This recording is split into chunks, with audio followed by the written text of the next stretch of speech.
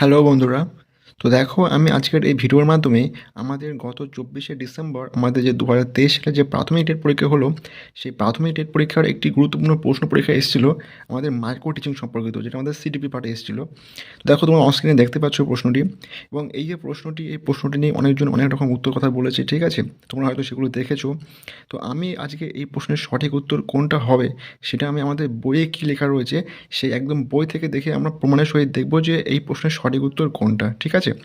তো প্রথমে আমরা প্রশ্নটা একবার দেখে নিই। প্রশ্নে আমাদের বলা হয়েছিল যে শিক্ষক প্রশিক্ষণ প্রতিষ্ঠানে অনুশিক্ষণের মুখ্য উদ্দেশ্যগুলির মধ্যে অন্যতম একটি হলো কি? ঠিক আছে?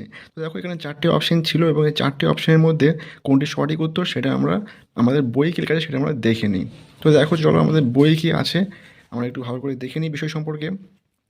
তো দেখো এখানে অনেকগুলো দেওয়া আছে, অনেক কিছু লেখা রয়েছে। আমি মেন যেটুকু পড়লে আমাদের উত্তরটা আমরা পাবো সেটুকু আমরা পড়ে নিই, ঠিক আছে? দেখো এইটুকুর মধ্যে ভালো করে দেখো, প্রথমে দেওয়া আছে দেখো যে পশ্চিমবঙ্গ প্রাথমিক শিক্ষা পর্ষদ ডিএলএড এর বর্তমান পাঠ্যসূচিতে পার্ট ওয়ানের জন্য 5টি পঠন পটুত্ব বা স্কিলের উপর জোর দিয়েছে। বর্তমান শিক্ষানীতি অনুযায়ী পঠন পাঠনের ক্ষেত্রে এই 5টি পটুত্ব যুক্তিবদ্ধভাবে প্রয়োগ করতে পারলে একজন আদর্শ শিক্ষক হতে পারা যাবে। জাতীয় পাঠ্যক্রম রূপরেখা বা এনসিএফ 2005 ও শিক্ষার আইন অধিকার 2009 অনুযায়ী শিক্ষক শিক্ষার্থীদের পাঠ অগ্রসরের ক্ষেত্রে সহায়কের বা সাহায্যকারী ভূমিকায় থাকবেন। এই 5টি পঠন পাঠ্যের ক্ষেত্রে দক্ষতা অর্জন করতে পারলে শিক্ষক শ্রেণী পাঠাগার ক্ষেত্রে সেগুলি সুসমন্বিতভাবে প্রয়োগ করে শিক্ষার্থীদের জন্য সফল ও সুদক্ষ সহায়ক হয়ে উঠতে পারবেন।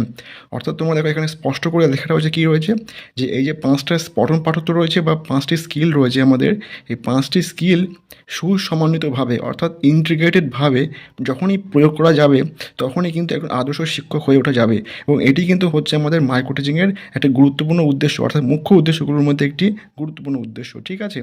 দেখো এবার আমাদের প্রশ্নের ক্ষেত্রে, তো আমরা দেখো প্রশ্নের যে 4 নম্বর অপশানটি আছে এখানে কিন্তু স্পষ্ট করে লেখা রয়েছে যে শিখন দক্ষতা সময়ের সংযুক্তিকরণ করা, অথবা ইংরেজিতে লেখা রয়েছে two integrate the skills of teaching. তো তোমরা অবশ্যই বই থেকে স্পষ্ট বুঝতে পারলে যে এই প্রশ্নের সঠিক উত্তর একদমই হচ্ছে অপশন ডি। তো তোমরা অবশ্যই দেখে নিতে পারলে যে এই প্রশ্নের সঠিক উত্তর হচ্ছে অপশন ডি।